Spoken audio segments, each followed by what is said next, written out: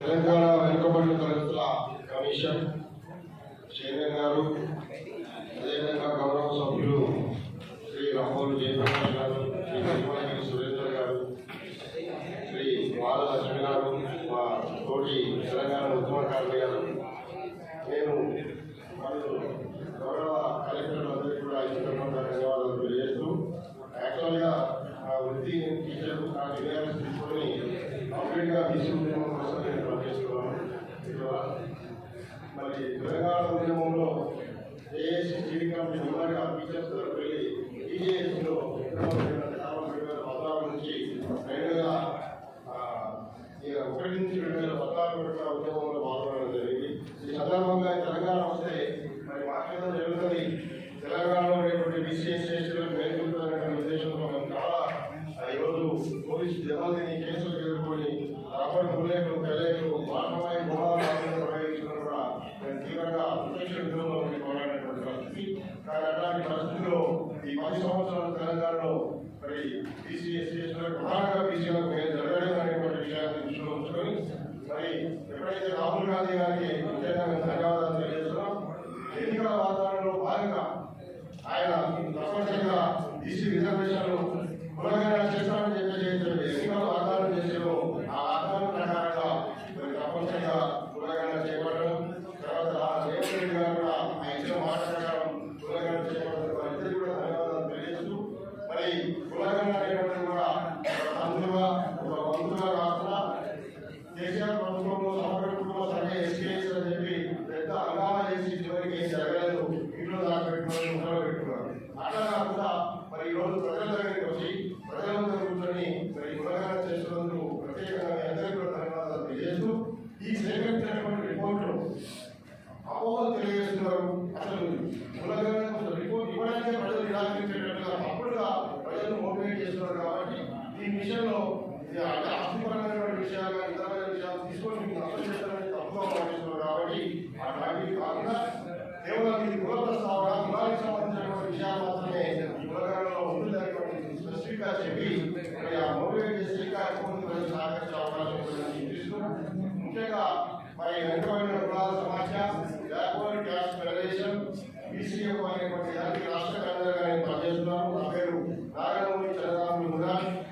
మరి కాబట్టి మహారాజు వీరన్న గారు చనిపోయే ముందు ఒక మాట అయిపోయాడు, తెలంగాణ ఉద్యమంలో తెలంగాణ వచ్చిన తర్వాత ఎవరితో వారికి అంతా జనాభా దామాష ప్రకారంగా వారికి అందరూ కూడా అందాలని చెందాలని చెప్పి ఆయన చాలా కలగన్నాడు. తర్వాత ఈ తెలంగాణ ఉద్యమంలో కూడా చాలా మంది అసూపాల్సినటువంటి వాళ్ళు ఈ సందర్భంగా బీసీ ఫెడరేషన్ అనేటువంటి ఏర్పాటు చేసి ప్రత్యేకించి మరి కాంగ్రెస్ పార్టీ చేసినటువంటి ఈ కులగణన సర్వేకు రిజర్వేషన్ కష్టపడడం సంపూర్ణ మద్దతు తెలియజేస్తూ, అదే సందర్భంలో నేను ఇచ్చే డిమాండ్లను కూడా ఈ రాష్ట్ర ప్రభుత్వం పరిష్కరించాలని కూడా ఈ సందర్భంగా మేము చూపిస్తున్నాం. ముఖ్యంగా ఈడబ్ల్యూఎస్ అనేటువంటిది రాజ్యాంగ విరుద్ధమైనటువంటిది కేంద్ర ప్రభుత్వం తీసుకొచ్చింది.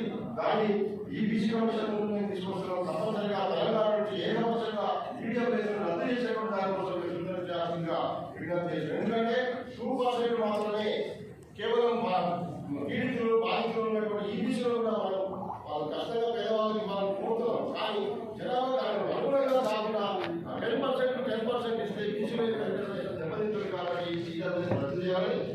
తర్వాత జీవో 29 పూర్తిగా మరి బీసీల యొక్క అదేవిధంగా ఎస్సీ ఎస్టీల యొక్క రిజర్వేషన్ లో టాప్ లో వచ్చినటువంటి వాళ్ళు తీసుకొచ్చి ఆ రిజర్వేషన్ లో ఫస్ట్ పెట్టి మిగతా వాళ్ళు ఎక్కువ బీసీలో ఎస్సీ రిజర్వేషన్లకు నష్టం కలిగిస్తున్నారు. కాబట్టి ఖచ్చితంగా జీవో 29 మన తెలంగాణ ప్రభుత్వం చేసింది. కాబట్టి జీవో 29 రద్దు చేయాల్సిందే. ఎందుకంటే దాని మీద తప్పటిగా వ్యాఖ్యానం చేస్తున్నారు. కానీ అది కాదు, జీవో 29 వల్ల బీసీ ఎస్టీలకు అన్యాయం జరుగుతుంది. కాబట్టి జీవో 29 రద్దు చేయాలని, అంతేకాకుండా అందులో rule of reservation merit cum రూల్స్లను తర్వాత రిజర్వేషన్ సిస్టమ్ తప్పనిసరిగా రాజ్యాంగబద్ధంగా పాటించాలని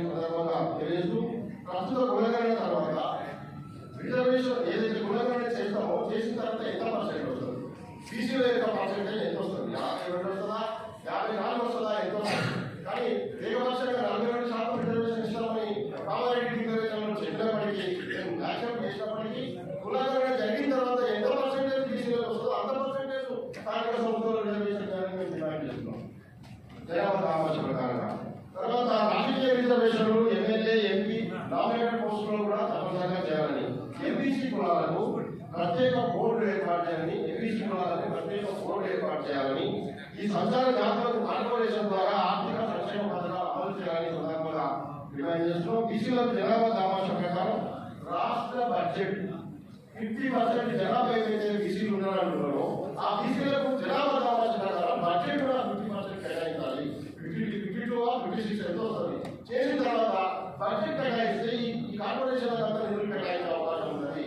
బడ్జెట్ దొంగతనం జరుగుతున్నది కాబట్టి బీసీలకు న్యాయం చేయాలని చెప్పేసి సందర్భంగా డిమాండ్ చేస్తూ టోకెన్ నెంబర్ 118 రెడీ ఉన్నాడు సార్.